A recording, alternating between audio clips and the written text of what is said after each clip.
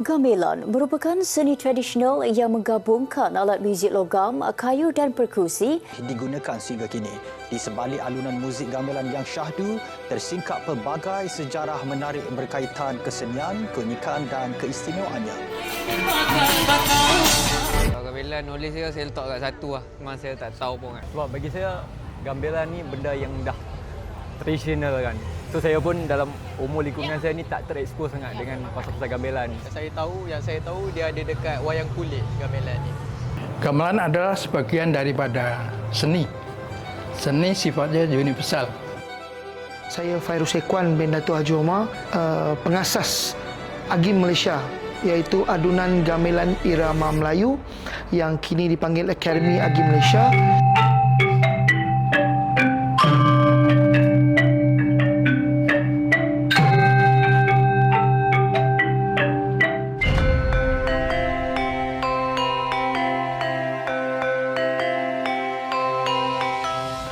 Bermakna pelajar-pelajar yang baru masuk universiti, kalau kita kata benda tu nak diteruskan, ada nampak janggal.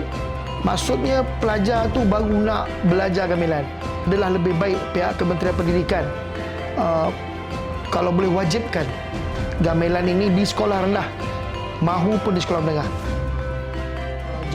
Generasi baru ni tak faham ataupun tak tahu apa itu gamelan.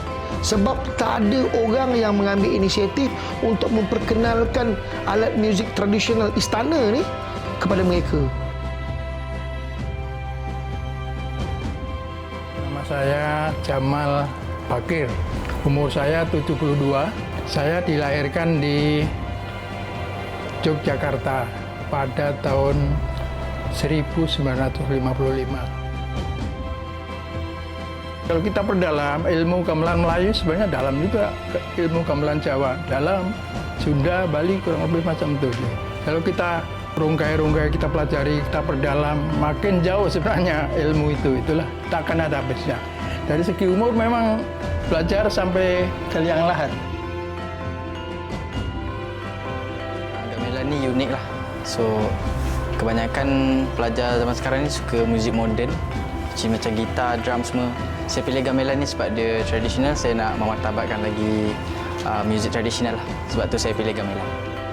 Hari ini, generasi muda memainkan peranan penting dalam memastikan seni ini terus hidup. Mencuba untuk memberikan lagi pendedahan kepada warga-warga Gen Z, millennial, everything semua tu.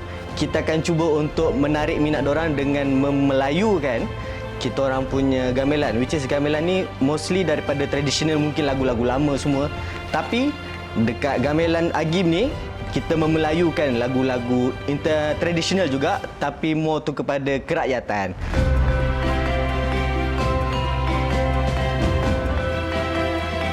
Warisan bukan untuk disimpan sebagai kenangan semata-mata, tetapi untuk terus dimainkan, dihargai dan diwariskan kepada generasi akan datang.